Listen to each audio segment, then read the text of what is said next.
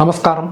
Rijesh Raveenkaran, astrologer, film director. இப்போ நம்ம அந்த பதிவில் பார்க்க இருப்பது கேம் சேஞ்சர் லக் நேயர்களுக்காக. உத்திரம், அஸ்தம், சித்திரை நட்சத்திரங்களை உள்ளடக்கிய கன்னிராசிக்கான கைகூடிய காதல் கை நழுவி போனது ஏன்? அதாவது ஆல்மோஸ்ட் எல்லாம் ஓகே ஆகி ஒர்க் அவுட் ஆகி எல்லாம் அப்ரூவல் ஆகி நிச்சயதார்த்தம் வரைக்கும் போய் கல்யாணத்துக்கு முன்னாடி பாத்தீங்கன்னாக்கா பிரிவு. ஏன் சாமி இப்படி இருக்கு? அதுவும் கன்னிராசிக்கு தேவையில்லாத பிரச்சனைகள் ஏன் இப்படி இருக்குது அப்படின்னு பாத்தீங்கன்னா, கும்பராகு, மீன சனி, சிம்ம கேது. அதாவது கும்பராகுன்றது உங்களுடைய கன்னிராசிக்கு பாத்தீங்கன்னாக்கா 6ல ராகு, சிம்ம கேதுன்றது 12ல கேது. 6ல ராகு 12ல கேது நல்ல ஆஸ்பெக்டா இருந்தால் கூட இந்த நேரத்துல இந்த சமயத்துல என்ன ஒரு மேட்டர் அப்படின்னாக்கா, உங்க கன்னிராசிக்கு அந்த உட்கார்ந்த வீடு, அந்த 6ஆம் இடம்ன்றது பாத்தீங்கன்னாக்கா சனி பகவானுடைய மூலத்திரிகோண வீடு. அந்த மூலத்திரிகோண வீட்டில் சனி பகவான் அவர் வீட்டை கொடுத்துட்டு அவர் போய் என்ன பண்ணுறாருன்னா, மீனத்தில் போய் 7ஆம் இடத்துல கலத்தர ஸ்தானத்தில் உட்கார்றாரு. 7ஆம் இடம் கலத்தர ஸ்தானம், அது ஓகே, அது செகண்டரி பாயிண்ட், அதை விடுங்க. ஃபர்ஸ்ட் பாயிண்ட் அங்கே என்னன்னாக்கா, சுக்கிர பகவான் உச்சமாகின்ற வீடு. சுக்கிர பகவான் யாரு? உங்களுடைய கன்னிராசிக்கு 2nd and 9th லார்டு என்று சொல்லப்படுகின்ற 2 என்று சொல்லக்கூடிய தன குடும்ப வாக்கு ஸ்தானாதிபதி பிளஸ் 9 என்று சொல்லக்கூடிய பாக்கிய ஸ்தானத்திற்கு உரியவர் சனி பகவான். இது போக இதுக்கும் மேல என்னடா அப்படின்னாக்கா, ஜென்ரலா கலத்திர காரகன், மன்மத நாயகன், ரதி மன்மதன் அப்படின்னா போற்றப்படக்கூடியவர், சிறப்பிக்கப்பட வேண்டியவர் சுக்கிர பகவான். அதாவது ஒரு மனிதனுக்கு கல்யாணம் ஆகணும் அப்படின்னாக்கா குரு பகவான் பார்வை வேணும், குரு பலம் வரணும். கல்யாணம் ஆனதுக்கப்புறம், திருமணம் நடந்ததுக்கப்புறம் குடும்ப வாழ்க்கையெல்லாம் சீராக போகணும், ஒரு சிறப்பாக நடக்கணும் அப்படின்னாக்கா அங்கே சுக்கிர பகவானுடைய அனுகிரகம் வேணும். அப்படிப்பட்ட சுக்கிர பகவானே உங்களுக்கு பார்த்தீங்கன்னா கன்னிராசிக்கு பார்த்தீங்கன்னாக்கா 2nd and 9th லார்டாக வராரு. 2க்கும் 9க்கும் உடைய ஆதிபத்தியத்துக்கு உரியவராக வராரு. அப்படிப்பட்ட அவர் அந்த சுக்கிர பகவான் உங்கள் ராசிக்கு 7ஆம் இடமான மீன ராசியில தான் உச்சம் அடைகிறாரு. அந்த உச்சமாகின்ற வீட்டில் 6 கூடைய சனி பகவான் போய் அந்த இடத்துல போய் இப்போ உட்காந்துருக்காரு. அப்போ அந்த 6 கூடைய வீட்டில் சனி பகவானுடைய வீட்டில் சுக்கிர பகவானின் தலைவன் ராகு பகவான், டிராகன் ஸ்டைல், அவர் போய் 6ஆம் இடத்துல இருக்காரு ராகு பகவான். கேது பகவான் பார்த்தீங்கன்னாக்கா டிராகன் செட்டு, அதாவது பாம்பு தலை, அவர் பார்த்தீங்கன்னாக்கா சயன சுக மோட்ச விரயஸ்தானமான சிம்ம ராசியில், உங்கள் ராசிக்கு 12ஆம் இடமான சிம்ம ராசியில் போய் உட்காந்துருக்காரு.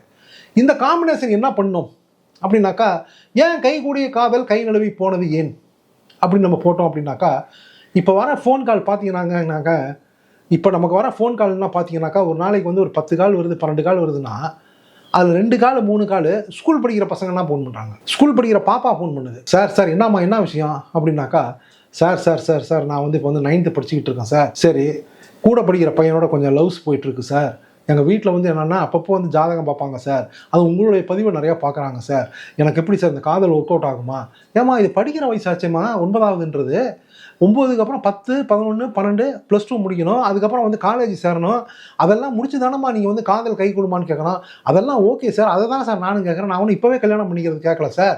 இந்த பையன் ஜாதகம் எப்படி இருக்குன்னு கொஞ்சம் பாருங்கள் சார். ஏமா உங்கள் ஜாதியில் எங்கள் ஜாதியில் பசங்க இருக்காங்க சார், எல்லாம் இருக்காங்க சார். ஆனால் இந்த பையன் என்னன்னாக்கா, நானும் அவனு 2ஆம் கிளாஸ் ஒன்றா படிச்சுக்கிட்டு இருக்கோம் சார். இப்படின்னா இது நம்ம எங்கே போய் சொல்கிறது? இது நமக்கு சோதனையா, இல்லை கன்னிராசிக்கு சோதனையா, இல்லை பெற்றவங்களுக்கு சோதனையா, எப்படி எடுத்துக்கிறதுன்றதே எனக்கு ஒன்றுமே புரியல சகோதரா சகோதரி. நீங்களே கொஞ்சம் பாருங்க. அதாவதுங்க, நாளெல்லாம் நடந்தாலும் 40 அடி செல்லாது. அந்த நாயகனுக்கோ உடல் மேல் கவசம், தலைமேல் தலைக்கவசம். தலைக்கவசம்னா என்ன? அதுதான் கர்மா என்கின்ற தலை விதி. கிளைக்கு கிளை, மரத்துக்கு மரம், மனதுக்கு மனம், பணத்துக்கு பணம், தாவுமே காதல். இதெல்லாம் நம்ம சொல்லுங்க. கன்னிராசிக்குன்னு முன்னோர்கள், ஆன்றோர்கள், சான்றோர்கள் எழுதி வச்சுட்டு போயிருக்காங்க நூட்கள், பல நூல்களில். அதனால் இப்படி இருக்கும்போது என்ன நடந்தது அப்படின்னாக்கா, அதாவது எவ்வளவோ நடக்குதுங்க நாட்டில்.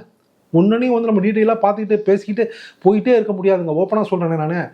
அதாவது டிவியை திறந்தோம் அப்படின்னாக்கா பல சேனலில் பல விதமான நியூஸ்கள் வருது போகுது. அதெல்லாம் பார்க்கும்போது ஐயோ சாமி அப்படி தலை சுற்றி போகுது, நமக்கு பிபி ஏறுது, சுகர் ஏறுது. அதே மாதிரி பேப்பரை திறந்தோம் அப்படின்னாக்கா பல நியூஸ்கள் வருது. இங்கே இப்படி அங்கே இப்படி அப்படின்ற மாதிரி வருது. என்னடா ஏதுறான்ற மாதிரி, ஏன்டா பேப்பரை திறந்தோம், ஏன்டா டிவி ஆன் பண்ணோம் அப்படின்ற மாதிரி இருக்குது. அந்த மாதிரி போயிட்டு இருக்குது காலகட்டத்தில். இதில் கன்னிராசிக்கு சோதனையா, என்ன கருமாந்திரம், என்ன ஒரு நேரம் காலம் அப்படின்றதே ஒன்றுமே புரியலையே. ஒரு சிம்பிளாக ஒரு சின்ன சாம்பிளோட நம்ம இதை பார்த்தோம் அப்படின்னாக்கா, அஸ்தம் நட்சத்திரம் பையன் 33 வயசு ஆகுது. என்ன சார் 33 வயசு ஆயிடுச்சு சார், இன்னும் கல்யாணம் ஆகலையா அப்படின்னாக்கா, அவர் 25 வயசுலேருந்து கல்யாணத்துக்கு வரன் பார்த்து இது வரைக்கும் பார்த்தீங்கன்னாக்கா, அவருக்கு பார்த்த வரனில் ஒரு 7 பேர்த்துக்கு கல்யாணம் ஆகி போயிட்டாங்க. அப்படிங்க 7 பேர்த்துக்கு கல்யாணம் ஆகி போயிட்டாங்க, பார்த்த வரன்லன்னு நான் சொன்னேன். அதாவது வீட்டில் பொருத்தம் பார்த்து, அவங்க கம்யூனிட்டிலே ஆளுங்களை பார்த்து, தூரத்து உறவு, பக்கத்து உறவு, அருகாமை உறவு, இதில் ஒரு 3 கேஸ் பார்த்தீங்கன்னாக்கா நிச்சயதார்த்தம் நடந்து முடிஞ்சு அதுவும் கேன்சல் ஆகிடுச்சு.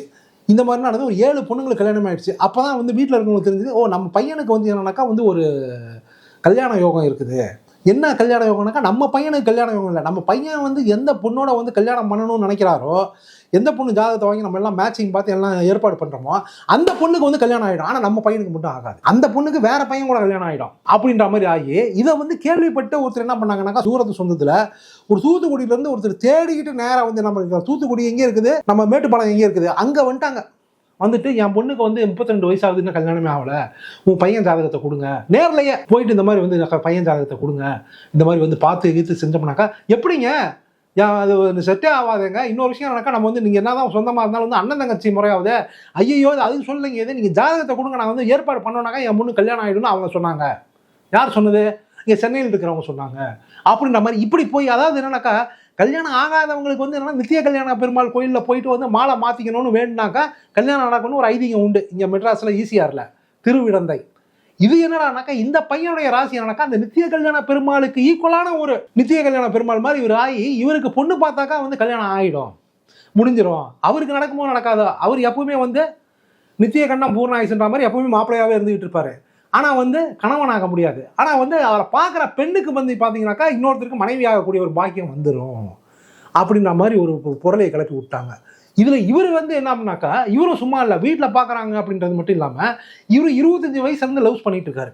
இவர் இது வரைக்கும் லவ்ஸ் பண்ணது ஓப்பனாக சொல்லிட்டாரு, சார் நான் இது வரைக்கும் வந்து 5 பொண்ணுங்களை லவ் பண்ணேன், எல்லாமே கரெக்டாக ஸ்மூத்தாக வந்தது. நாங்கள் ஏங்க நீங்கள் வந்து 7 மேட்ரு வந்து கல்யாணம் பண்ணி எத்தனையோ ஜாதகம் வந்து அதில் 7 பேருக்கு வந்து கல்யாணம் ஆகிடுச்சுன்னு சொன்னாங்களே அப்படின்னா, அந்த 7 வந்து வீட்டில் பார்த்து பண்ண அரேஞ்ச்மெண்ட்டு சார். அதாவது எங்கள் மாமா பார்த்தது, எங்கள் அப்பா அம்மா பார்த்தது, எங்கள் தாய் மாமா பார்த்தது, எங்கள் சித்தப்பா பார்த்தது, பெரியப்பா பார்த்தது, இது போக ஒரு 5 லவ்ஸ் மேட் வந்து நானே எனக்கு பார்த்து எல்லாம் ஓகே ஆகி அதெல்லாம் வீட்டுக்கு தெரியும் சார், எல்லாத்தையும் வீட்டில் கொண்டாந்து காமிச்சிருவோம் சார். நான் காமிச்சிட்டு இந்த மாதிரி இருக்குது, அப்புறம் அவங்க வீட்டுக்கும் போவோம், பேசுவோம், எல்லாம் செய்வோம். சரி என்னாச்சு, 5ல் 1 கூடவா அவங்களுக்கு வந்து கல்யாணத்துக்கு ஓகே ஆகல? எல்லாமே ஓகே தான் சார். நிச்சயதார்த்தம் கூட 3 பேருக்கு ஆகிருக்குது. நாங்கள் கூரை புடவை கூட எடுத்துட்டோம், நாங்கள் கல்யாணத்துக்கு டேட் ஃபிக்ஸ் பண்ணிட்டோம். அந்த நேரத்தில் பார்த்தீங்கன்னாக்கா ஏதோ ஒரு காரணத்தினால வந்து அந்த பொண்ணு வந்து கல்யாணமே வேணான்னு சொல்லிடுவா, இல்லைனாக்கா ஏதோ ஒரு காரணத்தினால வந்து இன்னொருத்தரை கல்யாணம் பண்ணிட்டு போயிடுவா. அதாவது நிச்சயதார்த்தம் முடிஞ்ச அடுத்த நாளே பார்த்தீங்கன்னாக்கா இன்னொருத்தி வந்து என்னன்னாக்கா இன்னொருத்தன் கூட ஓடி போயிட்டா. இன்னொரு பொண்ணு என்னன்னாக்கா இந்த மாதிரி இருக்குது, அந்த மாதிரி இருக்குது, இந்த மாதிரி இருக்குது. இப்போ வந்து என்ன மேட்டர்னாக்கா, இப்போ ஒரு பொண்ணு லவ் பண்ணிட்டு இருக்கேன் சார் நான், இது நடக்குமா நடக்காதா? இது வந்து ஒரு 2 மாதம் முன்னாடி அவர் கேட்டார் நம்மளை. நான் சொன்னேன், இல்லைங்க, இப்போ நடக்கிற கிரக சஞ்சார சூழ்நிலைகள்லாம் வச்சு பார்க்கும் பொழுது பார்த்தாக்கா, ஒரு ஆனஸ்ட்லி ஸ்பீக்கிங், நம்ம தான் வந்து நேர்மையாக பேசுகிற அஸ்ட்ராலஜராச்சே, உண்மையை பேசி வீணாக போயிருக்கோமே நம்ம. அதனால் ஆனஸ்ட்லி ஸ்பீக்கிங் நான் என்ன சொல்கிறேன் அப்படின்னாக்கா, இந்த கும்ப ராகு, மீன சனி, சிம்ம கேது, உங்களுக்கு 6ல் ராகு 12ல் கேது, ப்ளஸ் வந்து 7ல் சனி பகவான், இன்னொன்று உங்கள் குடும்ப நாயகன் சுக்கிர பகவானின், காதல் நாயகன் சுக்கிர பகவானின் தலைவனே ராகு பகவானே வந்து இப்போ 7ஆம் இடமான இடத்துல இருந்துகிட்டு இருக்காருங்க. கேது பகவானும் 7ஆம் இடமாக இருக்காருங்க. இதுக்கு நடுவில் நீங்கள் மாட்டிக்கிட்டு நீங்கள் வந்து கன்னிராசிக்காரங்க அவசரப்பட்டுக்கிட்டு இருக்கீங்க, அதனால் கொஞ்சம் உஷாராக இருங்க அப்படின்னா, இல்லை சார், இந்த பாப்பா வந்து கண்டிப்பாக செட் ஆகிடும் சார் நமக்கு, ஏன்னா இது வந்து இதுவும் ஒரு 31 வயசு பொண்ணு சார், இது நீங்கள் 33 அவங்க 31, நல்லா ஆமாம் சார் நல்ல மேட்சிங் இருக்குது, ஒரு 2 வயசு தான், அதனால் நல்ல ஒரு அண்டர்ஸ்டாண்டிங் இருக்கும், நல்ல ஒரு மெச்சூரிட்டி இருக்குது சார் அவங்ககிட்ட, ஒன்றும் பிரச்சனை கிடையாது சார் அப்படின்னாரு. எப்போ சார் கல்யாணம் வச்சு? நீங்கள் எப்போ வேணால் வச்சுங்க சாமி, நீங்கள் நாளைக்கே கூட பண்ணிக்கோங்க, இல்லை திடீர்னு வந்து டக்குன்னு ஒரு 3 முடிச்ச போட்டு விட்ருங்க. ஏன்னா நீங்கள் பார்க்குற பொண்ணு பழகிற பொண்ணாக பார்த்தீங்கன்னா யாருக்கும் கல்யாணம் ஆகி அந்த பொண்ணு கல்யாணம் ஆகிட்டு இருக்குது, எவனோ மாப்பிள்ளை ஆகிட்டு இருக்கலாம். நீங்கள் வந்து எனக்கா நிரந்தர மாப்பிள்ளையாகவே இருந்துகிட்டு இருக்கீங்க, ஆனால் இன்னும் ஒரு வீட்டுக்காரன் ஆக முடியல, புருஷன் ஆக முடியல, என்ன இப்படி இருக்குது அப்படின்னா, அதுதான் சார் இல்லை சார், அதை நான் பேசுகிறேன் சார் அப்படின்னு நம்ம சொல்லிட்டு எல்லாம் முடிஞ்சிடும் சார், அதுக்கு ஒரு நாள் பார்க்கணும் சார் நீங்கள் அப்படின்னாரு. அனுப்புங்க பார்த்துடலாம் அப்படின்னா, அந்த பாப்பா ஜாதகத்தை அனுப்புங்கன்னாரு. அனுப்புங்க, அந்த பாப்பா ஜாதகத்தை அனுப்புங்கன்னா அனுப்பி விட்டாரு. எல்லாம் பார்த்தவங்க தான் எல்லாம் செஞ்சோம், பக்காவாக இருக்குது, எல்லாம் ரெடி, முடிஞ்சிடும் அப்படின்ட்டு.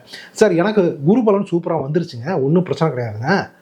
உங்களுக்கு 9ஆம் இடத்துல குரு வந்தப்பவே உங்களுக்கு வந்துருச்சு குரு பலன், உங்கள் ராசிக்கு 10ஆம் இடத்துல குரு இருந்தாலும் ஒன்றும் பிரச்சனை கிடையாதுங்க. ஏன்னா உங்களுக்கு நடக்கிறது யோக தசை நடந்துகிட்டு இருக்கு சாமி, ஒன்றும் பிரச்சனை கிடையாது. ராகு தசையும் உங்களுக்கு வந்து ஏறக்குறைய ஆல்மோஸ்ட் வந்து முடிஞ்சு போச்சு, ஒன்றும் பிரச்சனை இல்லை அப்படின்ற மாதிரி சொல்லிவிட்டு ராகு தசை முடிஞ்சு குரு தசையே நடக்கிறதும் குரு தசை தானே அப்படின்னு நம்ம சொல்லிவிட்டேன்.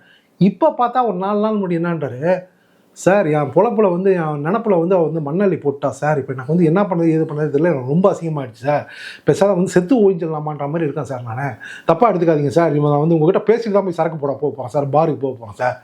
ஏங்க என்னாச்சு அந்த பொண்ணு என்னாச்சு அப்படின்னா, இல்லை சார் அவள் வந்து இந்த வேலையை ரிசைன் பண்ணிட்டுனாக்கா வந்து அமெரிக்கா போயிட்டா அவள். ஏங்க அப்படின்னா, இல்லை எனக்கு வந்து எனக்கு எனக்கு இப்போ கல்யாணம் பண்ணிக்கிற ஐடியாவே போயிடுச்சு, மூடே போயிடுச்சு எனக்கு, ஏன் இப்படி சொல்கிற அப்படின்னு கேட்டேன் நான். இல்லை அது என்னமோ தெரியல, எனக்கு வந்து இப்போ அந்த கல்யாணம் பண்ணிக்கிற ஐடியாவே போயிடுச்சு, அதனால தான் இவ்வளோ நாள் நான் மேரேஜ் தள்ளி போட்டுக்கிட்டே வந்தேன், நான் உன்னை பார்த்ததுக்கப்புறம் உன் மேலே ஒரு சிம்பதி வந்து ஏன்னா நல்ல பையனாக இருக்கிறேன்ற மாதிரி. ஆனால் பார்த்தாக்கா வந்து என்னவோ தெரியல, அது வந்து உன் ராசியா என்னவோ எனக்கு தெரியல, ஒன்று அவளே சொல்கிறா சார், உன்னை லவ் பண்ணுறவங்க வந்து ஒன்றா வந்து இன்னொருத்தனுக்கு பொண்டாட்டி ஆகி போயிடணும், இல்லைனாக்கா வந்து கல்யாணமே வேணான்னு போயிடணும், இல்லை கல்யாணத்தை வந்து ட்ராப் அவுட் பண்ணிட்டு கேன்சல் பண்ணிட்டு வந்து சிவனேன்னு கிடக்கணும், பேச்சலராகவே இருக்கணும். அதனால் வந்து அது உன் ராசி தான் என்னை தொதிக்கிச்சு போல இருக்கு. சரி, அப்போ ஒரு 6 மாதம் பொறுத்து மனசு மாறுமா? ஐயோ, மனசே மாறாது. கல்யாணத்துக்கு முன்னாடியே உன்னை லவ் பண்ணி தொலைச்ச பாவத்துக்கு தோஷத்துக்கு வந்து இந்த மாதிரி இருக்குன்னா, கல்யாணம் ஆனதுக்கப்புறம் நாளைக்கு குழந்தை குட்டி பிறந்ததுக்கப்புறம் வந்து பார்த்தீங்கன்னாக்கா அப்புறம் உனக்கு நம்ம எனக்கும் என்ன சேர்ந்தா இருக்க முடியும்? நம்ம ஆளுக்கு ஒரு பக்கம் ஆளுக்கு ஒரு திசையை நோக்கி நம்ம ஓட வேண்டியது தான். நம்ம அப்புறம் குழந்தைங்க கத்தினா என்ன ஆகுது? அதனால் வந்து எனக்கு இங்கே இருக்கவே பிடிக்கல. ஏன்னா இப்போ உங்க கூட பழகின இந்த ஒரு 1.5 வருஷத்துலேயே பார்த்தாக்கா எனக்கு மைண்ட் வந்து ரொம்ப ஒரு மாதிரி ஆயிடுச்சு. இப்போ பார்த்தாக்கா வந்து மைண்ட் இப்போ வேறு மாதிரி இருக்கிறதுனால வந்து இங்கே இருந்தாக்கா உன் நினப்புகள் எனக்கு வடிக்கடி வந்துகிட்டு இருக்கோம், செஞ்சுக்கிட்டு இருக்கோம். அதனால் வந்து நான் வந்து யூஎஸ் போகிறேன், அந்த கன்சர்னில் வந்து நான் ஜாயின் பண்ணிட்டேன். நான் இங்கே நான் பேப்பர் போட்டுட்டேன் அப்படின்ற மாதிரி சொல்லிட்டு போயிட்டா. சார் எனக்கு என்ன பண்ணுறதுன்னு தெரியல சார், இப்படி இருக்குது சார் அப்படின்னாரு. இப்போ இனிமேல் தான் சார் நான் பாருக்கு போக போகிறேன் அப்படின்னாரு. நான் சொன்னேன், சாமி ஒன்றுமே கவலைப்படாதீங்க சகோதரா, நிச்சயமாக வந்து நல்லது நடக்கும். ஆனால் என்னன்னா உங்களுடைய ஜாதக அமைப்பில் உங்களுக்கு பார்த்தீங்க அப்படின்னாக்கா, அதாவது வந்து என்னன்னா கேந்திராதிபத்திய தோஷம்னு சொல்லுவாங்க, அதாவது கலத்திர தோஷம்னு சொல்லுவாங்க. அதுக்கப்புறம் வந்து என்னன்னாக்கா வேறு ஏதோ தோஷங்கள்லாம் இருக்குது, அதெல்லாம் சொன்னால் உங்களுக்கு புரியாது சொல்லுவாங்க. ஆனால் உங்களுக்கு பார்த்தீங்கன்னாக்கா உங்களுக்கு என்னன்னாக்கா ஒரு நித்திய கல்யாண தோஷம்னு ஒன்று இருக்குது. அந்த மாதிரி ஒரு மேட்ரு வந்து உங்கள் ஜாதகத்தில் வந்து அப்ளிகபிள் ஆகுது. அது என்ன அப்படின்னா, நீ எந்த பொண்ணை பார்த்தாலும் கல்யாணம் ஆகிடும். எந்த பொண்ணை வந்து நீங்கள் வந்து சும்மா நீங்கள் ஆசைப்பட்டால் கூட போதும், அந்த பொண்ணு ஆசைப்படனா கூட பரவாயில்ல, நீங்கள் ஆசைப்பட்டாலே போதும் கல்யாணம் ஆகிடும். கல்யாணம் ஆகாதவங்களுக்கும் உங்கள் ஜாதகத்தை மேட்ச் பண்ணி பார்த்தாங்க அப்படின்னாக்கா அந்த பொண்ணுக்கு ஆட்டோமேட்டிக்காக வந்து வரன் தேடி வந்துடும், வரன் செட் ஆகிடும், மேரேஜ் கெட்டி மூலம் வெட்டிடுவாங்க, கழுத்தில் தாலி ஏறிடும். அப்படி ஒரு ஜாதக அமைப்பு இருக்குது. ஏன் அப்படின்னாக்கா 2 என்று சொல்லக்கூடிய சுக்கிர பகவான் உங்களுக்கு 2ஆம் இடத்திலேயே ஆட்சி படத்தில் இருக்காரு. அதே மாதிரி 7 என்று சொல்லக்கூடிய சனி பகவான் கலத்திர ஸ்தானாதிபதி உங்கள் ராசிக்கு 7ஆம் இடத்திலேயே இருக்காரு. அதே மாதிரி லக்னத்துக்கு 7ஆம் இடத்துலையும் பார்த்தீங்கன்னாக்கா வந்து இவருக்கு பார்த்தீங்கன்னாக்கா நடக்குது வந்து என்னன்னாக்கா தனுசு லக்னம். தனுசு லக்னம் வந்து 7 குடையவர் யாரு? அவரும் வந்து கரெக்டாக 7 குடையவர் 7ஆம் இடத்துலேயே இருக்காரு. அதனால இந்த மாதிரினா சில அமைப்புகள்லாம் இருக்கிறதுனால 2 குடையவர் 2ஆம் இடத்துலேயே இருந்துகிட்டு இருக்காரு. ஸோ இந்த மாதிரினா அமைப்புகள்லாம் இருக்கிறதுனால உங்களுக்கு வந்து ஸ்ட்ராங்காக, அதாவது எப்படின்னா கோச்சாரத்துலையும் சரி ஜனனகால ஜாதகத்துலையும் சரி எப்படி பார்த்தாலும் வந்து என்னன்னாக்கா அந்த குடும்ப அமைப்பு, இந்த கல்யாண அமைப்பு, கலத்திர அமைப்பு, மாங்கல்ய பாக்கி இதெல்லாம் வந்து கொஞ்சம் ஸ்ட்ராங்காக செட் ஆனதுனால, அதாவது வந்து minus minus plus plus plus minus அந்த மாதிரி ஒரு ஈக்குவேஷனில் போய் எப்பவுமே வந்து மைனஸும் ப்ளஸ்ஸும் ப்ளஸ் இந்த மாதிரி சொல்லுவாங்க. அதாவது வந்து ஒன்று வந்து ஏற்றமாக இருக்கணும், ஒன்று வந்து இறக்கமாக இருக்கணும், ஒன்று கூட இருக்கணும், ஒன்று குறைச்சலாக இருக்கணும். அப்போ எல்லாமே தூக்கில் இருந்தது அப்படின்னாக்கா சிக்கல், எல்லாமே டவுனில் இருந்தாலும் சிக்கல். இப்படி இருக்கணும் ஒரு மனிதனுடைய வாழ்க்கை அப்படின்னாக்கா. உங்களுக்கு அதனால தான் என்னன்னாக்கா ஏறக்குறைய வந்து உங்களுக்கு அந்த நித்திய கல்யாண பெருமாள், அந்த நித்திய கல்யாண பெருமாள் யோகம் மாதிரி நீங்கள் வந்து அந்த ரேஞ்சுக்கு அந்த ஸ்டேட்டஸ்க்கு போயிட்டீங்க சார். எப்போ தான் சார் ஒன்றும் பிரச்சனை இல்லை, ஆட்டோமேட்டிக்காக அந்த குருதசையில் நடந்துடும். ஏன்னா இப்போ தான் வந்து குருதசையில் வந்து சுயபுத்தி முடிகிற ஸ்டேஜ். ஆட்டோமேட்டிக்காக அந்த குருதசை சுயபுத்தி முடிஞ்ச உடனே அடுத்து வர சனி புத்தியில் நிச்சயமாக நடந்துடும். சார் சனி புத்தியில் எப்படி சார்? கண்டிப்பாக நடக்கும் பாருங்கள் அப்படின்னு நம்ம சொல்லி வச்சோம். ஆனால் வந்து கன்னிராசிக்காரங்களே, நேயர்களே, சகோதரா சகோதரி பார்த்துக்கோங்க. அதாவது காதல்ன்றது பார்த்தீங்கன்னாக்கா ஒரு உணர்வு பூர்வமானது. அதை வந்து நம்ம கடையில் காசு கொடுத்து வாங்க முடியாது, ஏடிஎம்மில் போய் கார்டை போட்டு தேய்ச்சி நம்ம எடுக்க முடியாது. இந்த மாதிரி ஒரு மேட்ரு இல்லை வந்து ஒரு ஜிபே பண்ணி அதை வந்து வாங்கிக்க முடியாது. இல்லை வந்து பார்த்தீங்கன்னாக்கா பிளிங்கிட்லேயோ இல்லை வந்து ஒரு அமேசான்லேயோ ஆர்டர் பண்ணி கொண்டு வர முடியாது. அது வந்து ஒரு இயற்கையாக, ஒரு உணர்வுபூர்வமாக, ஒரு ஆர்கானிக்காக அது நமக்குள்ளேயே சுரந்து வளர்ந்து மிதந்து ஒரு இலக்கை அடைவது தான் காதல்ன்றது. அந்த அப்படிப்பட்ட அந்த காதலாகப்பட்டது அது தானாக ஒர்க் அவுட் ஆகணும். தானாக ஒர்க் அவுட் ஆகிறதுக்கான நேரங்கள் பார்த்தீங்கன்னாக்கா இப்போ வந்து அதுக்கு அகைன்ஸ்டாக இருந்துகிட்டு இருக்குது. அந்த மாதிரி ஒரு சுச்சுவேஷன் நீங்கள் இருக்கும்போது என்ன பண்ணணும் அப்படின்னாக்கா சிவனேன்னு இருக்கணும். இப்போ வந்து என்னன்னாக்கா காதலில் இருக்கிறவங்க கன்னிராசிக்காரங்க நல்லா புரிஞ்சுக்கோங்க. வெளுத்ததெல்லாம் பால் கருத்ததெல்லாம் நீர்னு நினைக்கிற கன்னிராசிக்காரங்க உங்களுக்கு வாயில் விரல வச்சா கூட கடிக்க தெரியாது. அந்தளவு ஒரு அப்பாவியான, அந்தளவு ஒரு சூதுவாத அறியாத ஒரு நல்ல உள்ளத்துக்கு சொந்தக்காரங்களான கன்னிராசிக்காரங்க. அதாவது வந்து வந்தது வரட்டும், போனது போகட்டும், வந்ததை வரவுல வை, சென்றதை செலவுல வை அப்படின்ற மாதிரி ஒரு யதார்த்தமாக டேக் இட் ஈஸியாக இதுவும் கடந்து போகும், திஸ் டூ ஷெல் பாஸ் அப்படின்ற மாதிரி நினச்சி வாழ்ந்துக்கிட்டு இருக்க கன்னிராசிக்காரங்களுக்கு நான் சொல்லிக்கிறது என்ன அப்படின்னாக்கா, இப்போ காதலில் இருக்கிறவங்க உஷாராயிக்கங்க. ஒரு நிச்சயதார்த்தமோ ஒரு கல்யாணத்துக்கோ இப்போ நாள் ஃபிக்ஸ் பண்ணாதீங்க. 2026 டிசம்பர் வரைக்கும் அப்படியே ஓட்டுங்க. இப்போ இருக்கிற சுச்சுவேஷன்லாம் அப்படியே வந்து காதலர்களாகவே இருங்கள். புரியுதுங்களா? காதலர்களாகவே இருந்து இந்த ராகு கேது பயிற்சி பார்த்தீங்கன்னாக்கா 2026 நெக்ஸ்ட் இயர் நவம்பர் மாதம் ராகு கேது பயிற்சி வருதுங்க. அப்போ பார்த்தீங்கன்னாக்கா சனி பகவான் வந்து கும்பத்திலேருந்து மகரத்துக்கு வந்துடுவார், கேது பகவான் வந்து சிம்மத்திலேருந்து கடகத்துக்கு போயிடுவார். அந்த நேரம் உங்களுக்கு ஒரு ஏற்ற நேரமாக இருக்கும். இன்னொரு விஷயம்னாக்கா அப்போ ஆட்டோமேட்டிக்காக குரு பார்வை அதெல்லாம் வந்து ஆட்டோமேட்டிக்காக குருவும் பயிற்சி ஆகி கடகத்துக்கு வந்திருப்பார். ஒன்றும் பிரச்சனை கிடையாது. உச்சம் பெற்ற வீடு அப்படின்னும் போது அது ஒரு ரெக்டிஃபிகேஷன் ஆகுது. இந்த மாதிரி ஒரு ரெக்டிஃபிகேஷன்னா வரும்போது தான் இந்த மாதிரி ஸ்ட்ராங்கான இந்த ராகு தோஷங்கள் கேது தோஷங்கள்லாம் வந்து நிவர்த்தி ஆகுது. இப்போதைக்கு இந்த ராகு தோஷம் கேது தோஷம் நிவர்த்தி ஆகிறது கன்னிராசி பெண்கள் சகோதரிகள் செவ்வாய்க்கிழமை வெள்ளிக்கிழமைகளிலே ராகு காலத்தில் வந்து வீட்டுக்கு அருகாமையில் இருக்கிற கங்கை அம்மன், துர்க்கை அம்மன், பவானி அம்மன், முத்தாளம்மன், முப்பாத்தம்மன் இவங்களுக்கு வந்து எலுமிச்சம்பழ விளக்கு போடுங்க. இந்த ராகு கேது தோஷ நிவர்த்தி ஆகும். உங்கள் காதல் கை கூடும். அதனால உஷாரா இருங்க. இந்த 2026 காதலை காதலாகவே மெயின்டைன் பண்ணுங்க. சம்சாரமாகிறது வீட்டுக்காராகிறது அப்படின்றத 2027 பிளான் பண்ணிக்கோங்க. அப்படி இருந்தீங்கன்னா உங்களுக்கு காதல் வந்து ஜெயிச்சிடும். தோக்கிறதுக்கு வாய்ப்பே இல்லை. பார்த்துக்குங்க. பார்த்து பக்குவமாக 10 நிமிஷம் நடந்துக்குங்க. நல்லதே நினைப்போம், நல்லதே நடக்கும். பெற்றவங்களை மதிங்க. அம்மா அப்பா ஆசீர்வாதங்களை வாங்கினீங்க அப்படின்னாலே ஆண்டோனை அனுகிரகம் ஆட்டோமேட்டிக்காக கிடைக்கும். மீண்டும் உங்களை அடுத்த பதிவில் சந்திக்க இருக்கிறத விட நமது சேனலை ரெகுலராக பார்த்து வந்து ஜாதக சந்தேகங்களை நிவர்த்தி பண்ணிட்டு நலங்களும் மலங்களும் பெறுவதற்கு கையோட சப்ஸ்கிரைப் பண்ணிக்கோங்க. ஓம் நம சிவாயம். Rajesh Ravinkaran, astrologer, film director.